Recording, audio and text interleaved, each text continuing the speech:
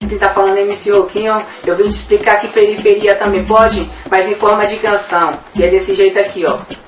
Pode tentar criticar, são os pobres de periferia, mas não desistiremos de lutar. Pode tentar criticar, que suas palavras me deixam mais forte. A mensagem já tá bem exposta, é que a periferia também pode. No pensamento eu fiz, foi a grande melodia, foi transformando a tristeza em versos de alegria. Retrato tirado da comunidade, é explicação de uma grande vitória. Foi de favela desvalorizada que nasceu vários craques da bola, como por exemplo o Ronaldo, um atleta de luxo. Nasceu em comunidade carente e já foi até melhor do mundo, que defendeu nosso Brasil. Exemplo melhor que esse não tem não, que conquistou vários títulos, até o de pentacampeão, expondo a mensagem de coração. Som que revoluciona e sacode, deixando bem claro que eu não me abalo, que eu sei que a periferia também pode. Várias pessoas desacreditam de um pobre sonhador, mas é de favela que vem advogado, médicos e até professor. Podemos ser pobre e favelado, mas nunca corremos da batalha, que os olhos de Deus eu sei que é a luz que tá iluminando a nossa quebrada. Nunca passamos despercebido, quem olha pra nós até duvida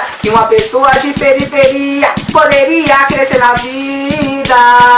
Então, pode tentar criticar, somos pobres de periferia, mas não desistimos de lutar. Pode tentar criticar, que suas palavras me deixam mais forte. A mensagem já tá bem exposta, é que a periferia também pode. Outro exemplo que eu vou te dar é falando de crueldade. Caifraero tá querendo demolir a nossa comunidade pra fazer a terceira pista do aeroporto de Guarulhos. Pra nós isso é desagradável, pra eles eu acho que é fato de orgulho. Só porque eles tá cheio do dinheiro, eles querem pisar em cima do pobre. Só queria ver se eles teriam coragem de derrubar um bairro nobre. Eu tô falando pra você porque eu canto com o coração. Vai segurando meu mano poder, que tem o meu refrão. Pode tentar criticar, somos pobres de periferia, mas nunca desistiremos de lutar. Pode tentar criticar, que suas palavras me deixam mais forte. A mensagem já tá bem exposta, é que a periferia também pode.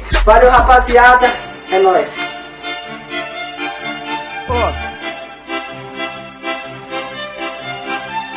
Pum!